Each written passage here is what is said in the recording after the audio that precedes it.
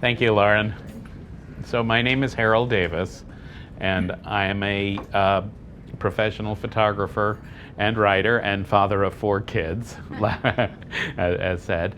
In this talk, I'm going to talk about vision and craft in photography, and specifically in my photography.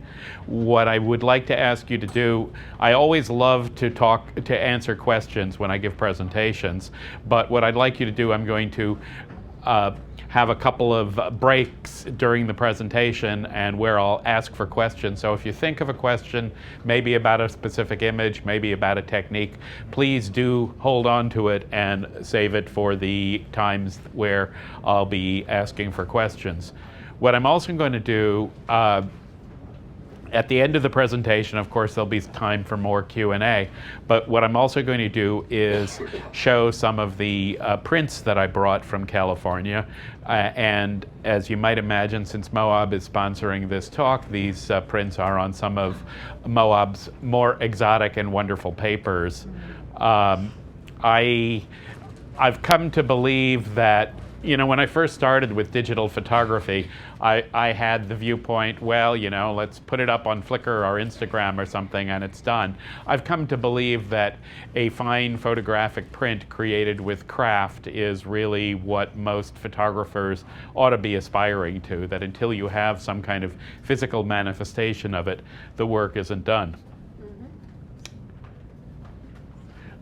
These are the book covers of some of my more recent books. The photographing flowers is pretty obvious. The Photoshop darkroom books, the first Photoshop darkroom book is about a workflow in Photoshop, and it is particularly concerned with color manipulation. The second Photoshop darkroom book is about compositing in Photoshop mostly. With both of them, I've focused on the parts of Photoshop that haven't changed in many years. So one of the things that you may learn about me as we go on with this presentation is that not only do I have 4 young kids, but I'm also not a latest and greatest gadget kind of guy. What I believe matters is one's eye and vision, not having the most recent software. I shouldn't say this in B&H, or the most recent camera. And this is the cover of my Creating HDR Photos books. And this is not a talk about HDR. I have a hunch that we will be talking about it and that I'll get some questions about it. But my approach to HDR is a little bit different than many people's, because I believe that HDR is not a look. I really don't like gaudy, over-the-top images that people have come to associate with HDR. Rather, I see HDR as a technique, one of many techniques that are available, and as such, it's an extension of the idea that photographers like Edward Weston and Ansel Adams had of extending dynamic range. In fact, as I start out in that book noting, the first, or one of the earliest HDR images was created in 1857 by Gustave Le Gray, who coated 2 glass collodion plates with emulsion, exposed one longer for the Earth, actually for the ocean, and one shorter for the sky, banged together a contact print from them, and created an HDR image. This print, one of them recently sold for close to $1 million. This is some of the ways you can contact me or learn more about my work if you want. That's an email address. I like to respond to emails about photography, so don't be shy. And a blog, a place where you can subscribe, and there is a meetup group called Photography with Harold Davis, which I use to organize a lot of the events and meetups that I do. Those all in California, though? No, they're not all in California. In fact, I'm leading a workshop in Paris, France in April. I'm here in New York now. I gave a workshop in Richmond, Virginia last week. So I actually I've been trying to extend the concept of meetup to say, why are we so geographically based with meetups? I mean, this is a society that moves around all over the place. I can be in New York, I can be in California, but obviously the bulk of what I do is closer to home. This is a sunrise near in the coastal range of California, near where I live. And I try to frame a great deal of what I do with the concepts of Taoism and Zen. So the beginner's mind is the mind of compassion. If you can look at things fresh, if every day you wake up and you see it new for the first time, then you have a chance of beginning to think about creating an image that hasn't been seen before and that is interesting.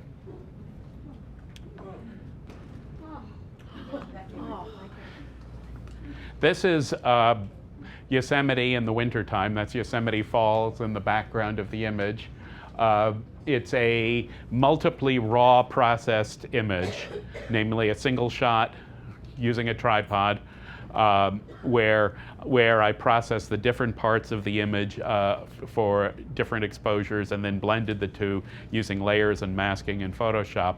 If you get a chance to visit Yosemite in the wintertime, you should do it. It's the best time of year to be there. It's the most beautiful. There are no people to speak of. You can get reservations. It's not hard to get there in the winter, and a coat of snow on everything makes it so beautiful. Now, I grew up here on the East Coast, but where I live now, there is no snow. So my kids say to me, they said to me, "Dad, what's snow?"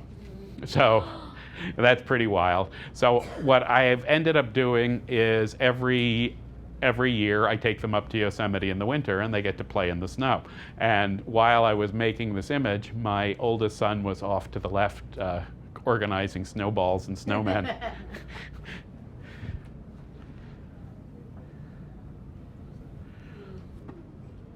This is another image of Leidig Meadow in Yosemite, created in much the same way. It's worth saying here that part of what I'm after when I create my images is to create a look that is not necessarily photographic. I think if you look at something like this, you'll see that it's as much a watercolor or a kind of painting as it is a photograph in look. And you can see it more, I think, on the side screens than up here, and that's truer to the way the image looks when it's printed. I've come to say that what I really do is that I'm a painter who uses digital photography as my media, rather than a photographer. So I'm a post-digital photographer. And the more I look at my images, in some ways, the less I'm looking for a straight photographic look out of them. This is a star shot over the Colorado River of the Navajo Bridge. Has anyone here been to Navajo Bridge over the Colorado? Well, it's a pretty dramatic spot, and it's got an old bridge that's a footbridge alongside of it.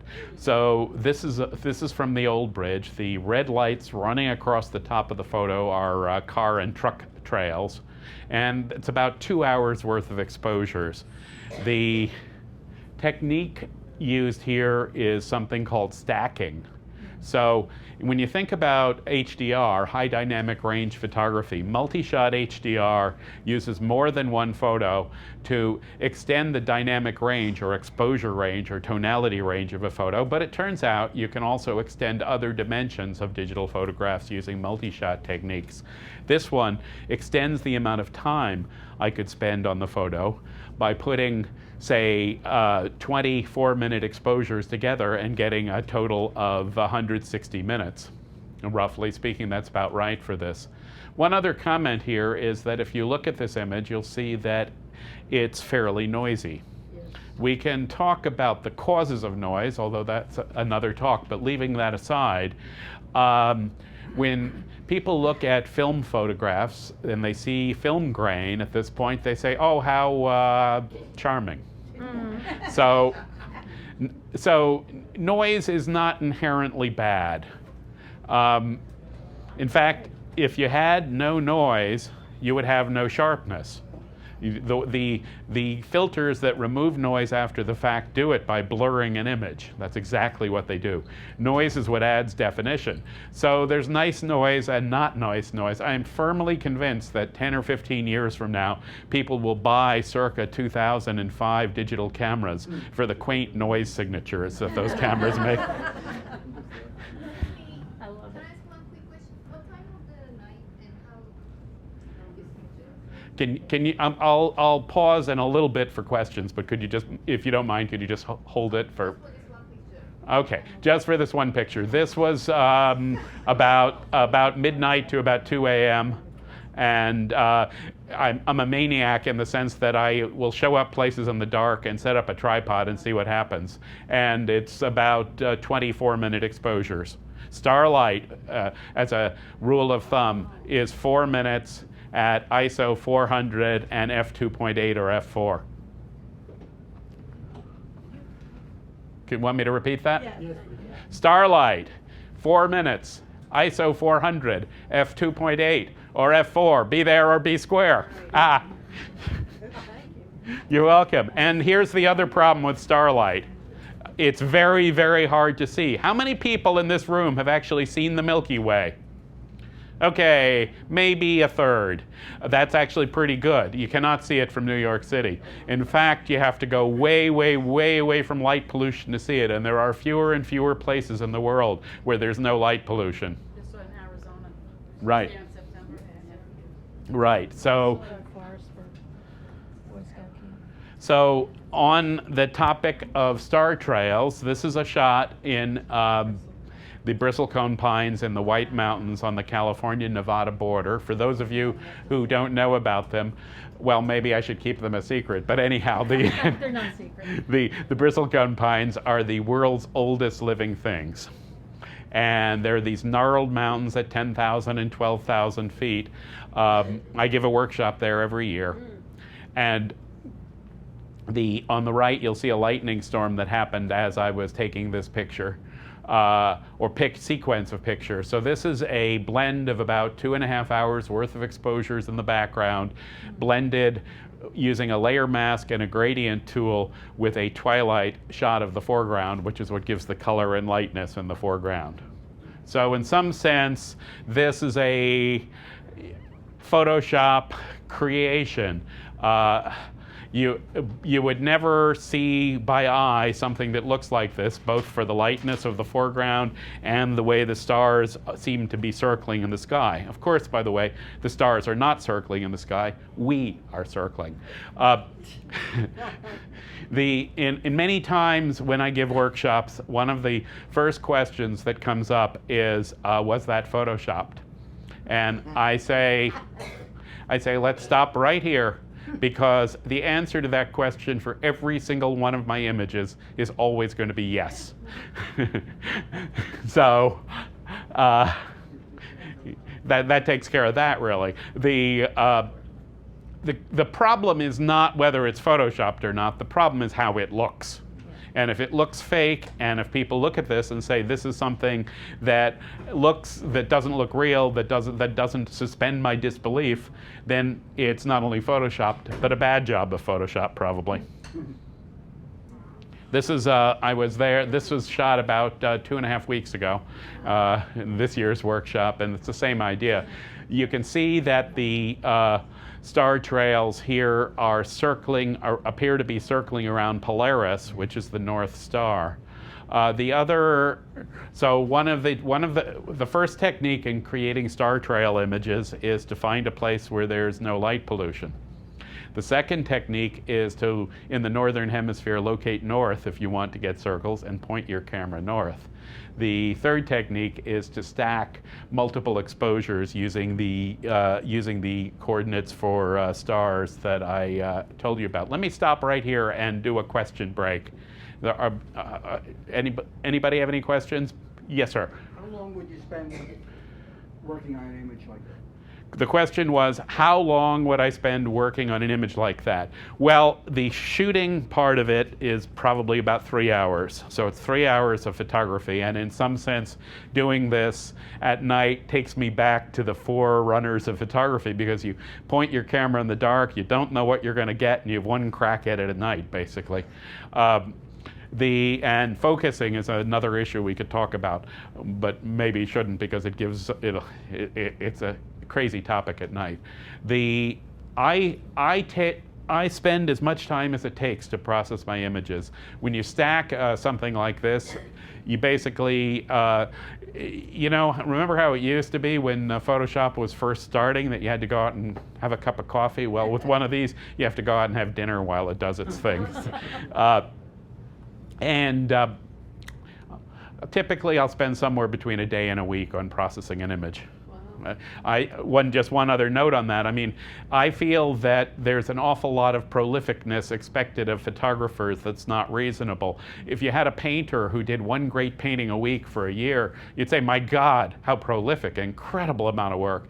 But with photographers, just because we can easily press the button and get all these shots, we're expected to have all this stuff without trouble. I believe in taking the time that it takes to make images that are quality images. Yes, over here. Go ahead. How wide a lens is this, and how wide do you generally recommend for star trails? This was shot with the 10.5 millimeter digital fisheye Nikkor on a 1.5 crop factor camera.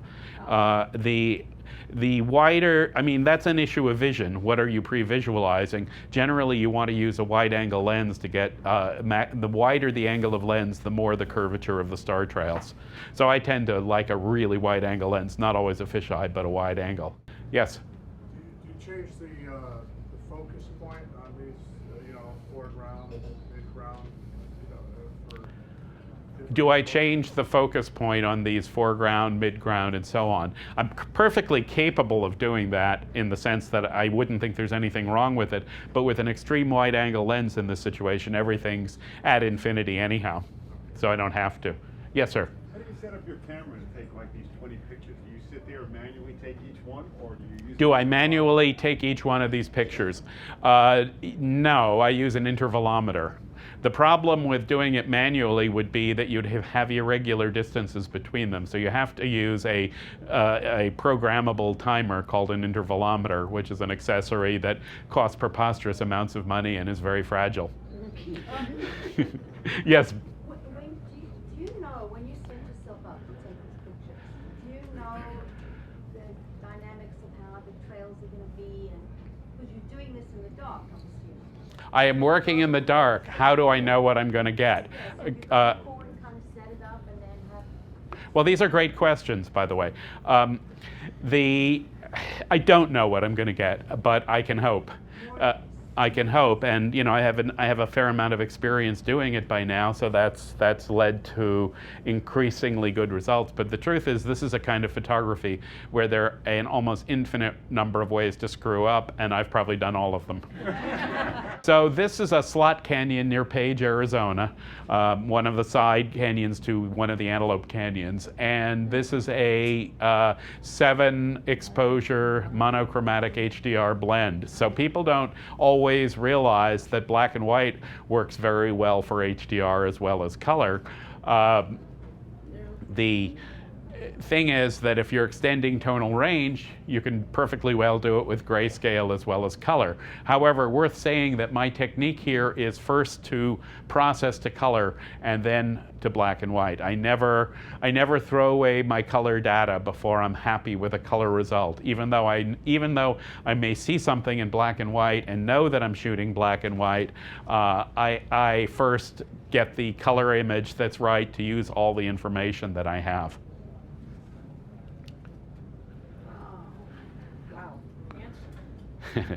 Yeah, this is a bit reminiscent of certain Ansel Adams image. This is Birch Trees just below Sonora Pass in California. And the thing again here is that there's a tonal range here that it would be extremely difficult to get with single exposure. So what I did was I shot one for the white of the aspens and one for the dark of the forest in there. and actually 2 or 3 for the dark of the forest. And this is back to the Zen logic of things. A camera is an extension of ourselves, an appendage to bring us closer to the universe. When I'm out there photographing and when I get into the real zone of photography and I'm not thinking about how am I going to sell this picture or how is it going to be printed or even what am I going to do with it, what's really happening for me is a kind of meditation where I can look and become one with what I'm seeing. What's that man? Robert, who is Is a Taoist scholar. This is an image that is actually, speaking of Zen, taken at the Green Dragon Zen Monastery grounds near the Marin Headlands in California. On the right, you have a row of eucalyptus trees, which are not native to California, but have become really identified with it. They were brought over from Australia with the idea that these things would grow quickly and could be used for construction. It turns out they're totally useless for construction, but they've taken over. I still like them though. I still think they're very pretty. And when I look at this, there's the issue of which road you take, the high road or the low road or the road less traveled. So one of the things to look for in image making is images that are evocative, that give some sense of questioning and philosophy and why are we and who are we and what is the universe about. From a style point of view, I process this again to make it look almost like a pencil drawing rather than a photograph.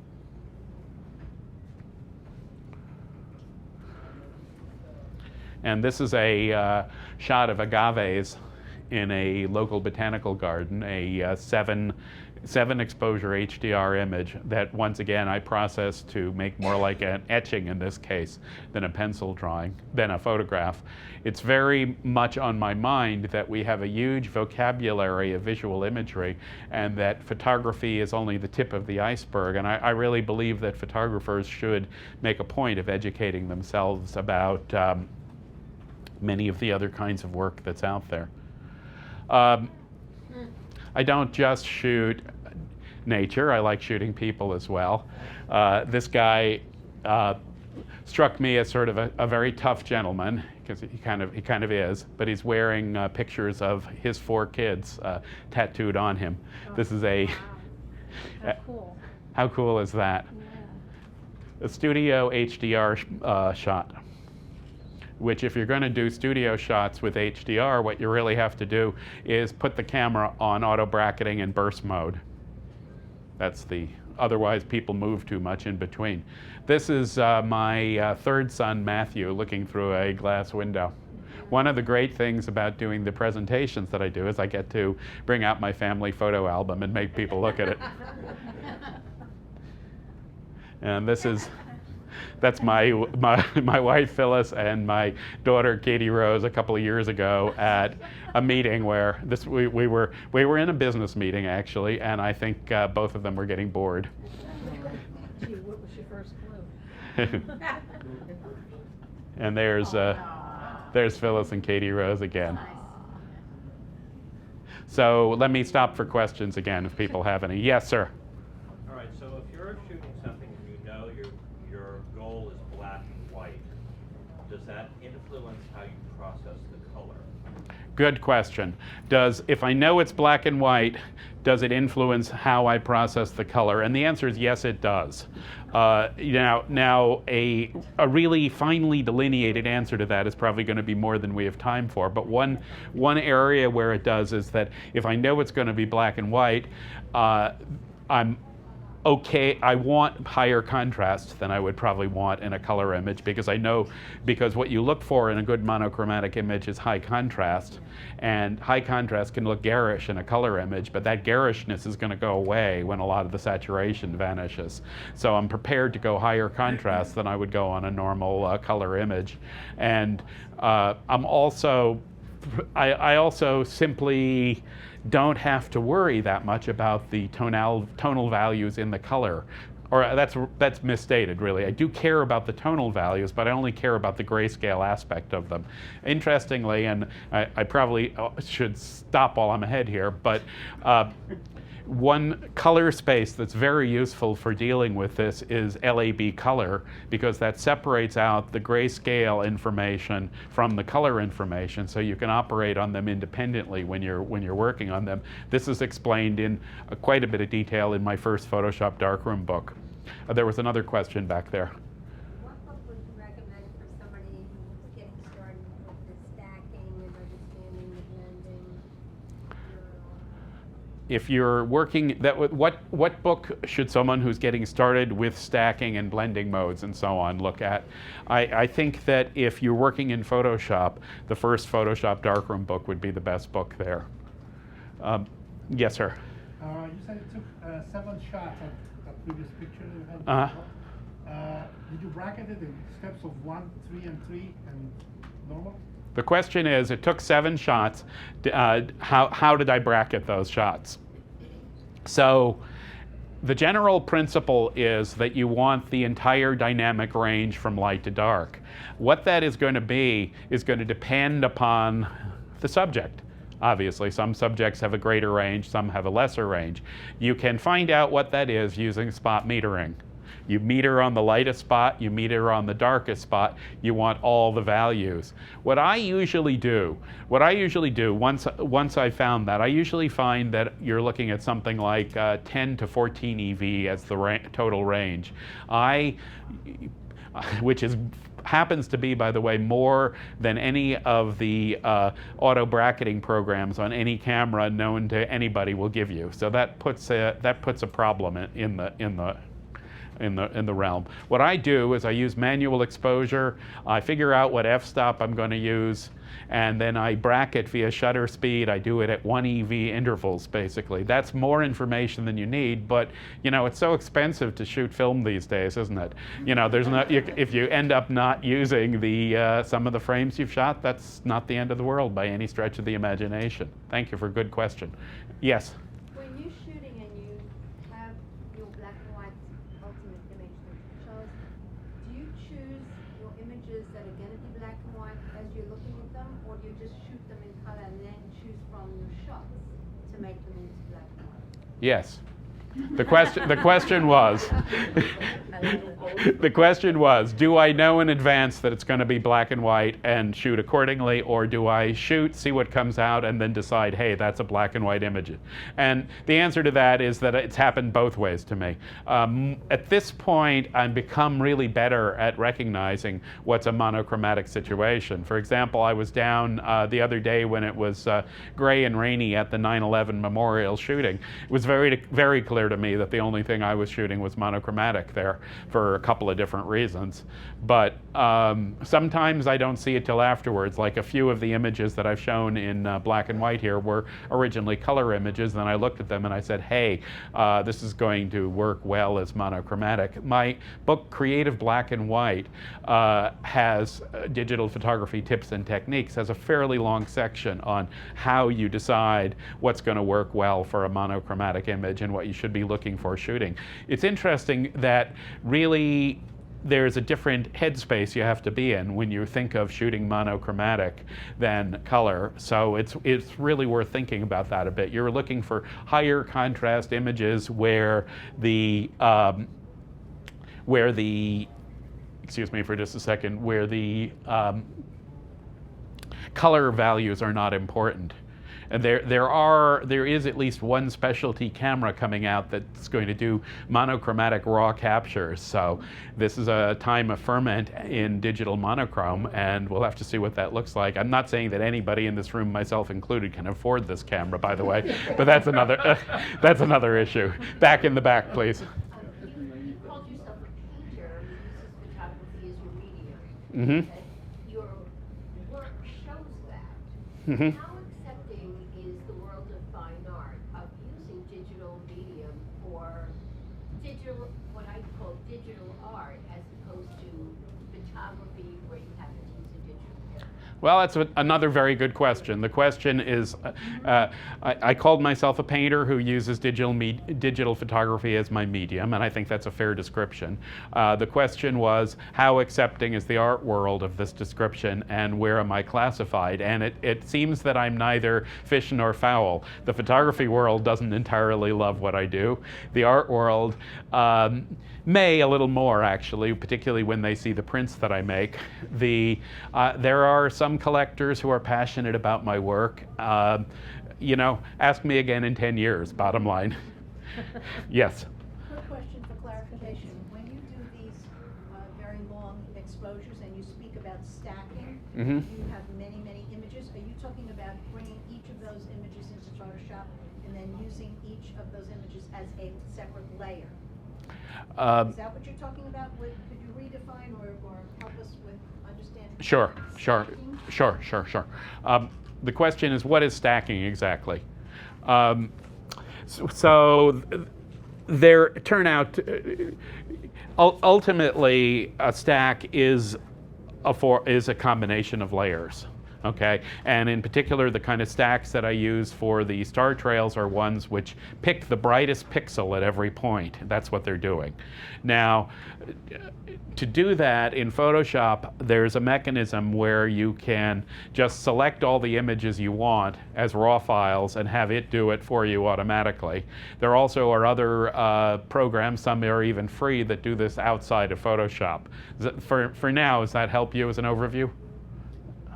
So you're bringing each individual image into Photoshop? Yeah, but you don't necessarily have to process each one as a raw file. It will automatically do that for you, though sometimes you have to go back and process them yourself anyhow.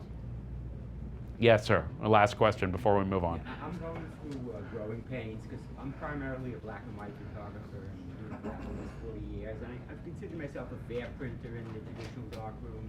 Not a good printer, fair, not a master printer. But, did you start, well, I'd like to know what's the best way to learn all this technology. A lot of it for me is overkill. I don't need it. I just want to be able to use the basics and get what I want in a monochrome black and white print. What would the best way to start? Because I feel like a rank beginner learning Photoshop, and it's a growing curve, right? I understand that. At the expense of self-advertising, if you can't come out and take one of my black and white workshops in California, check out my creative black and white book.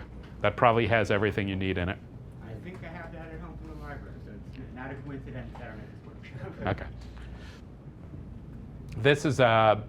This is a studio one light shot where the point was the shadows. So one of the things I look for carefully is in black and white photography is creating shadows that are interesting.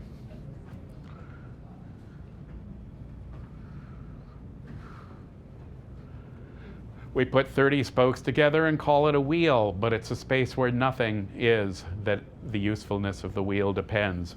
We put together walls and of a house, but it's the doors and windows that matter and the inside of the house. So look for the things that are not said as well as the things that are said.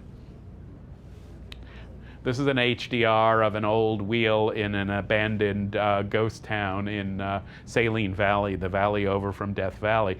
And the circumstances of taking this shot were kind of interesting because as I had my tripod up there doing the multi-shots, a nice big fat rattlesnake slithered over the leg of my tripod. Fortunately, not bending it at all.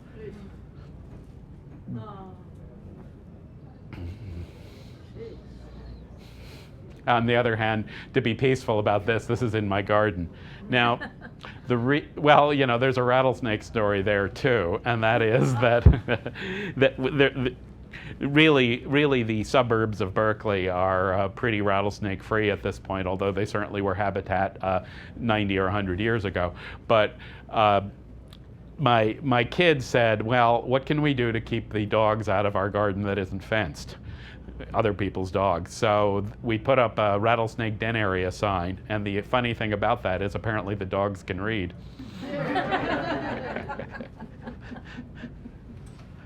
So what do people think they're looking at here? Mountains. Well, no, it's not mountains. No, frost. No, this is a beach. So what I did was the things along the top that you can see are footprints, and down below are waves coming in. So one of the things I like to try to do in my images is make people do double takes.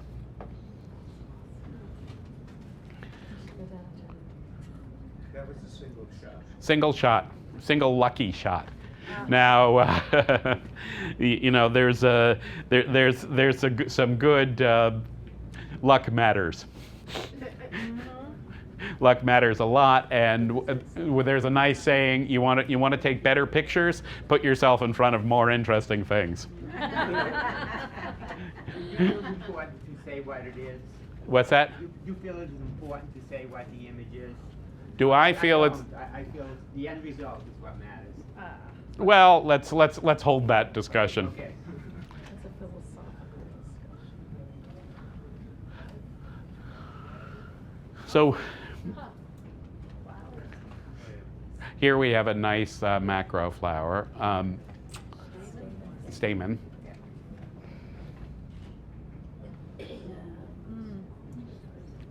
This is water drops with the blue from the sky and a bit of reflection up close.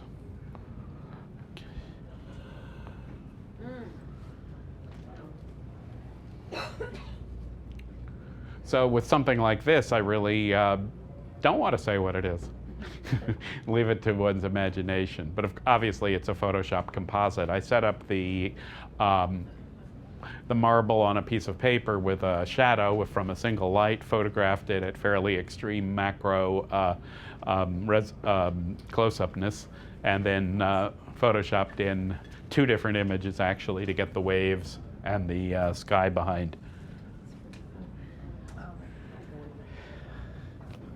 This is obviously a single butterfly that I rotated and superimposed and essentially digitally painted on, and it won a prize from the American Butterfly Association. So we're starting to see some photos here that were shot on a light box. These are HDR images. Multishot HDR images, where typically I shoot between 5 and 10 exposures, and they're all high key in the sense that I sort of start at what my light meter tells me is the correct exposure, and I get lighter from there. The technique is to throw away all the dark stuff. I don't care about the dark values. And then when I create the image in Photoshop, what I do is I start with the brightest and lightest layer, almost straight white. This technique is shown pretty clearly both in my HDR book and in Photographing Flowers.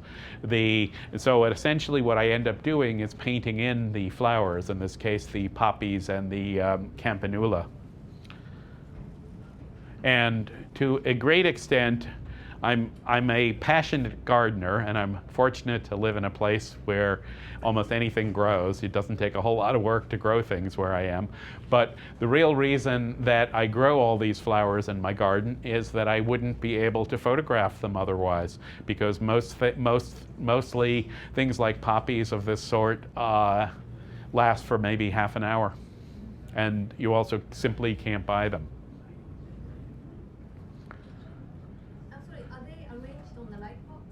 Yeah, let's stop here for questions. It's a good place. The question was, are they arranged on the light box? Yes, they are arranged on a light box.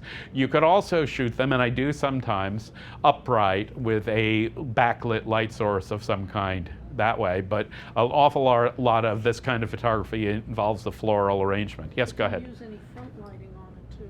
A little bit of front lighting usually. Yes.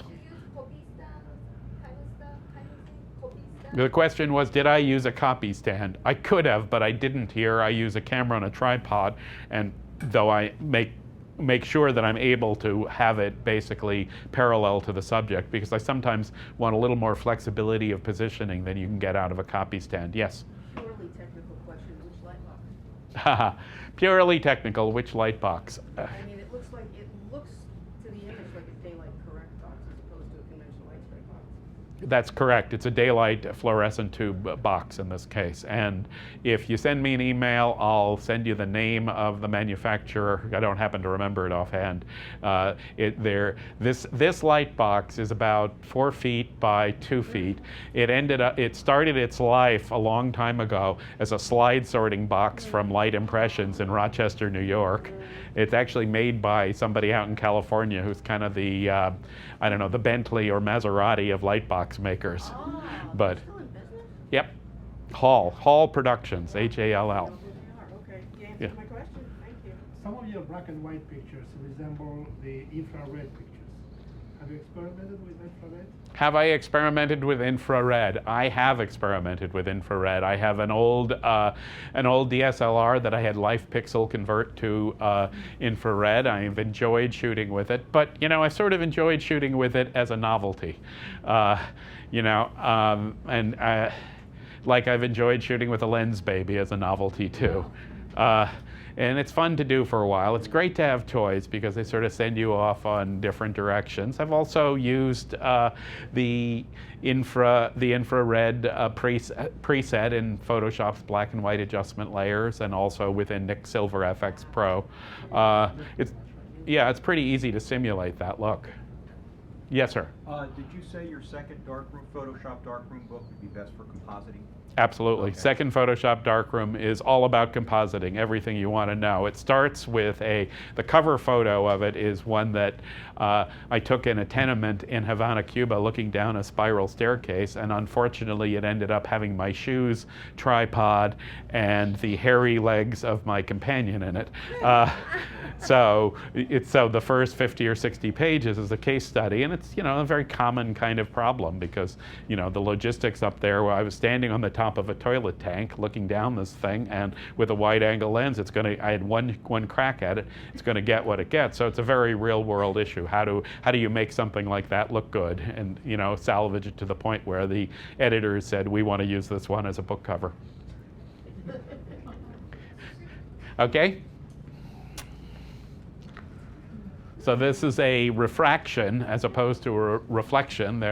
A reflection is something that comes back at you. A refraction is something that water or glass or some other translucent or transparent medium changes the curves of light to change the way it looks of the flower behind it. One of the issues in shooting water drops is that they are constantly in motion. They're not only pretty small, but they're constantly in motion. So that creates a technically difficult situation. And when you have them on a spider web, that problem is eased. So in my part of the world, spider webs come out starting about now in the season, and they last for the next month or two. So if it rains and there are spider webs out there, I am out there with my camera. There's another point, and that is that if you shot something like this with a fairly normal angle of view macro lens, a 50 millimeter or something like that, what do you think the image would show? The image would show the macro lens and the camera. So how do you avoid that problem? The way you avoid that problem, and don't tell me I photoshopped it out, even I'm not that good. The way you avoid that problem is to use a telephoto macro lens. And that way you can get out of the picture with the lens. Something in the 180 to 200 millimeter range. Both Nikon makes a 200 millimeter telephoto that's good. Sigma makes a 180 macro that's good, and Canon makes, I think, a 180 that's good. And 100. What's that? And 100. Yeah, but 100 is not quite long enough for this stuff. Yeah. This Camellia was a 7-shot HDR image using a telephoto macro in field conditions. I found it looked like to me like almost a perfect flower. So this is not something where I could control it, but it's the opposite of the Lightbox HDR technique, because what I did was I started at about the correct exposure and I went darker from there.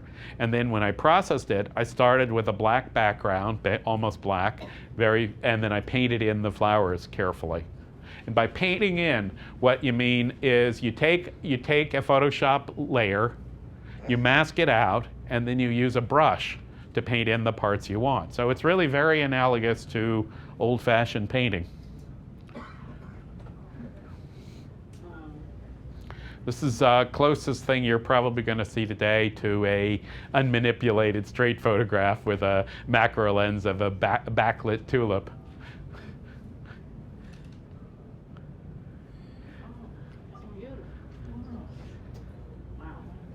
So the flowers in this image are processed the way I've been describing on a light box. Using a high-key HDR technique. Then the background here is a scan of paper, 2 different papers, 2 different washes, and the 2 parts of this are then put together in Photoshop. Not sure, that's pseudo writing there, so it probably doesn't really say anything. If I'm really unlucky, it says something like "Go home, Harold," but.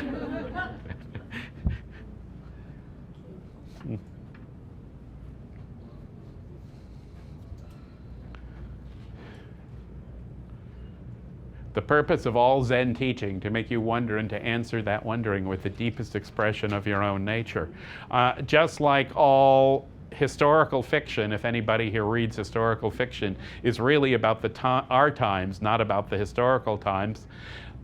All photography, no matter what the subject matter, is to some extent about the photographer. When I put these images up here, you're seeing part of me, hopefully a good part, but it's who I am to some extent, and the same thing with the photographs you each make.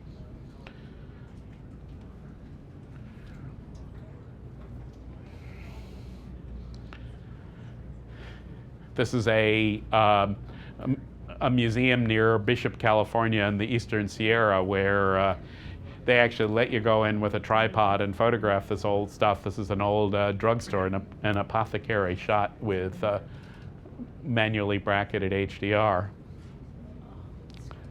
The ghost town of Bodie, also in Eastern California. How many people here have been to Bodie? Well, we have a couple. Visit California. You should make a trip there. It's worth it for photographers. Great site.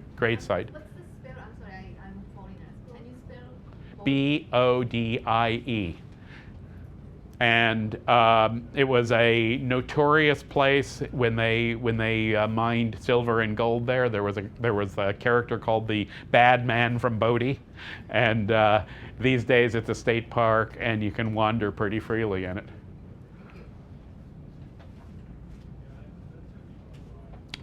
This is the museum at Bodie, and again, a multi-shot HDR image.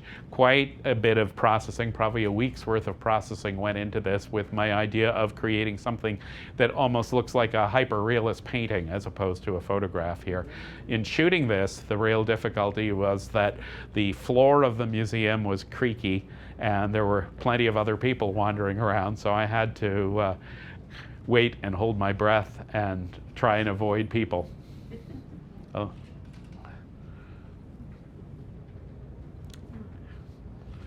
A multi-shot HDR in the Revolutionary Palace in Havana, Cuba, where the regime before Castro lived. This is looking up at the ceiling of Grace Cathedral in downtown San Francisco, and my thought in making this image was the back of the cathedral almost looks like a skeleton. It's really odd that they've left that unfinished like that. I don't get it, but if you didn't do HDR, you would never really see that. It doesn't, you know. So this is playing with Photoshop. It's again, it looks someplace very foreign, but in fact it's a downtown San Francisco tower, and it's texture applied on top is the technique used to make it look like this. And similar technique with a texture layered on top of an image showing Matanzas, Cuba, a place that's known locally as the Venice of Cuba. But I tried to make it look like one, since it's a kind of Venice, I tried to make it look like a Venetian painting. redwood canopy looking up at it, a multi-shot HDR at night, with each exposure being in the minute range, basically. So maybe 30 seconds, a minute, and a minute and a half, and lit with floodlights from below looking up. This is a macro HDR.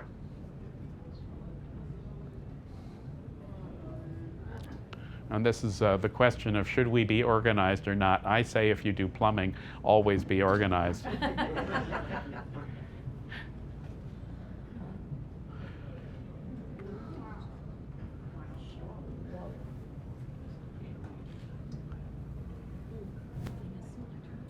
No, it's actually this is a poppy bud, and it's backlit, and I use this in workshops as a demonstration of exposure problems, because the only way you could get an image coming out like this is to way underexpose, so that you've got the sunlight exposed. And if you leave this to the camera, it would never have come out as an image that anyone would have wanted to look at. So I like to think I have more brains than my camera. Sometimes I do. There's sort of a corollary there, which I call the Harry Potter principle, and that is never trust anything that claims to think for you when you don't know where it keeps its brains.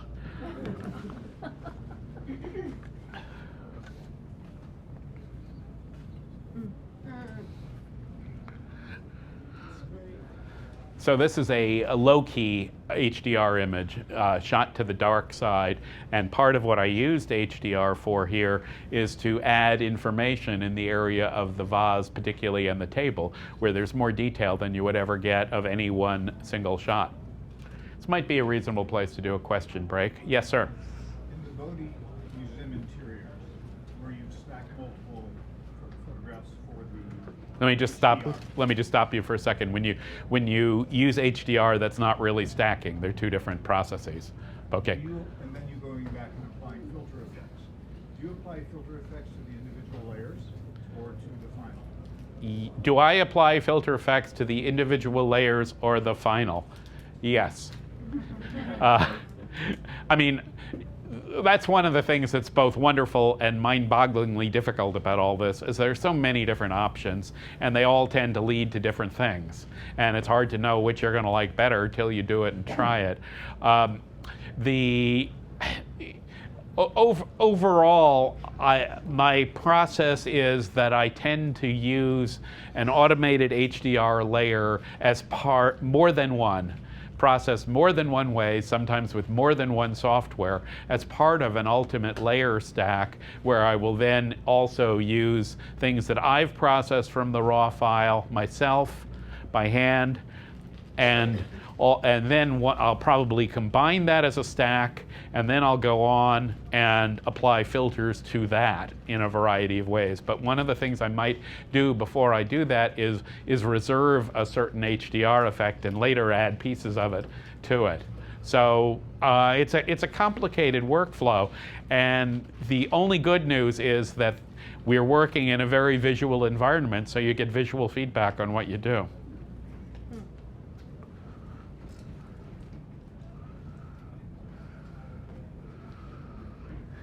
And this goes back to the gentleman over here's question about whether I should actually tell people what I'm showing them photos of. You know, sometimes I would and sometimes I wouldn't do that, but when you're giving a presentation about photos, you kind of have to. But on the other hand, if you can really name it, then it's not the real thing, perhaps. There has to be something beyond that which can be discussed to make a photo really interesting. So this is going back to the long night exposure kind of image. This is shot out on Point Reyes, California, another very beautiful spot, and it's from sunset to sunrise. I got that backwards. So this is a scope of about 12 hours here. One question I haven't yet been asked is, how do you keep the camera, what do you do about batteries running out? So I use a big lithium battery designed for that runs direct current with a direct current adapter into the camera. This thing is designed for location studio lighting, and that's what I use.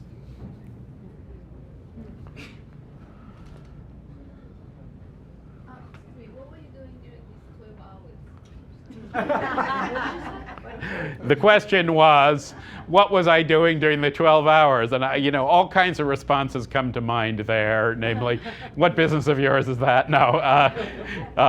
Do you really want to know? Too much information? No. It depends. In that case, the building there is a building that the Point Reyes Field Institute uses for workshops. So mostly during that one I was sleeping. But in some cases, there's no choice but to sit by the camera while this happens. Hopefully you've got warm clothes. Maybe you have some music. Maybe you have a thermos. It turns out that night photography, because of that, is a very social affair, or can be. It works well to do it in small groups, because then you can commiserate. Exactly. Just the word I would have chosen. Yeah. This is and it's particularly good when you do it with somebody who actually knows something about astronomy, because then you learn things. This is a old historic workshop that I shot in HDR, understanding it was going to be monochrome and converting it to make something that looks like a wood block, really. Looking up at one of the slot canyons. The point of showing this image in an HDR context is that just because you have information doesn't mean you have to use it. And with my bracketing here, I had plenty of information to show all the detail in the rock here and up there, but I thought the image was much more interesting leaving the contrast in place. Sometimes what is not said is as interesting as what is said, and you certainly want to keep the mystery in an image.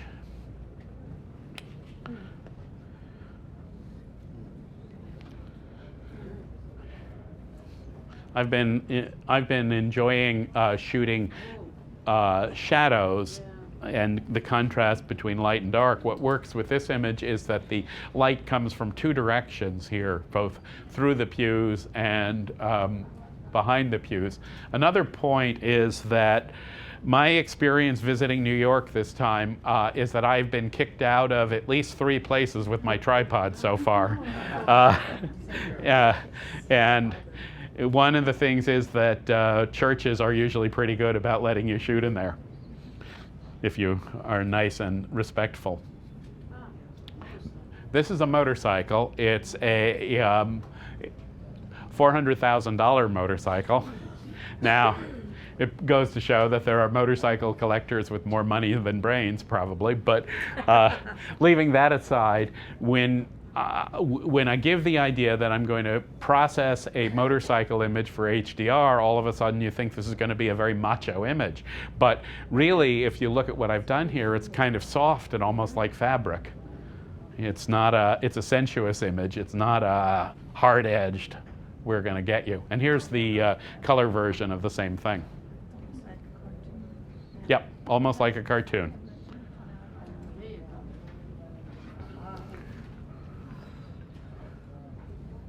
Spirals are good. No, not a nautilus. What was it? Oh, I forget the name of it, but it's not a nautilus. I don't have them here. Does it start with a T? Might. Because I actually have some of them.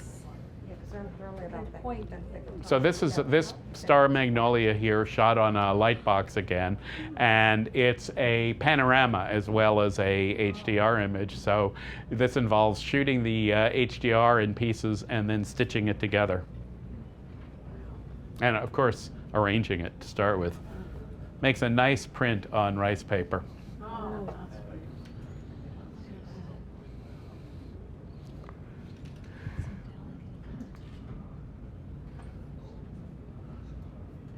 Kind of a noisy look. Do you shoot it at a high ISO? You're not seeing noise there. You have a better look on one of those monitors. You're not seeing noise there. What you're seeing is a scan of a paper background. And do I shoot these at a high ISO? No, I shoot these at the lowest possible ISO. So you can't really get a sense of these. You'll see them better when I show prints of some of these images. No, I see the difference now. Yeah.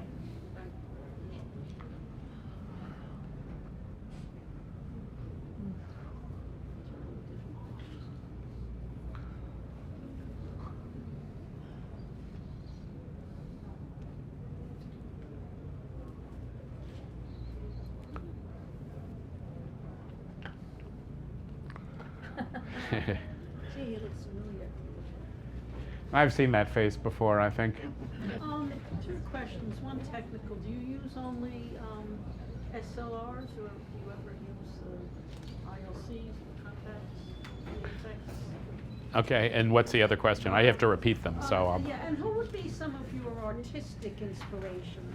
Question 1, do I only use DSLRs or do I use other kinds of cameras? Question 2, who are my artistic inspirations? And great questions, I appreciate them. First of all, I like all kinds of cameras. This is the camera I always have with me, my iPhone. And I also think that the field of hardware is in real ferment at this point. And I don't know where I'm going to come out on it. I mean, I do care about the quality of the raw files that are generated. I'm tired, I'm sick and tired of carrying my DSLR and lenses and 20 pounds of stuff, 25 pounds on my back, and I think there may be better options. I mean, essentially a DSLR is the same camera that started in the 60s, and it really hasn't changed that much except that we've got a sensor instead of film in it, and I do suspect that there probably are better lighter weight designs. Yeah, so I'm you know, when I find the ILC that will do for me everything that I want, I'm gone. Yeah, I would be. I will blog it when that happens. Okay. I will. You know, I do when I'm back in my home blog almost every day. So I blog extensively. There are probably 2,000 articles on my blog at this point on a huge variety of topics. Right. Well, that's also true, but. You know, I think that DSLRs in 5 years from now, or 10, DSLRs will be used in studio and probably not much else.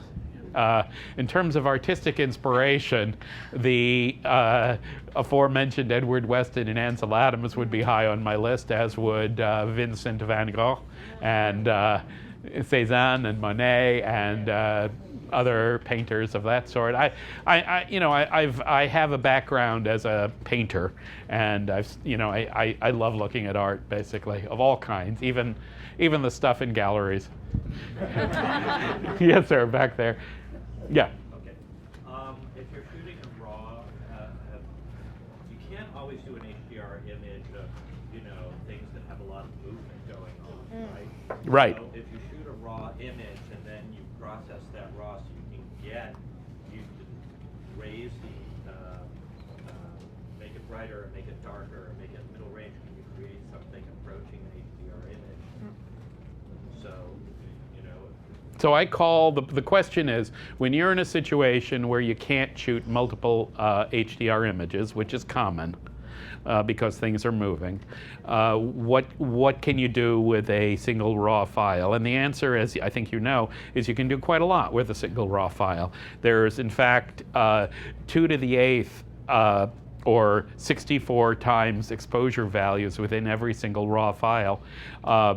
And not all of that's usable because of noise factors, but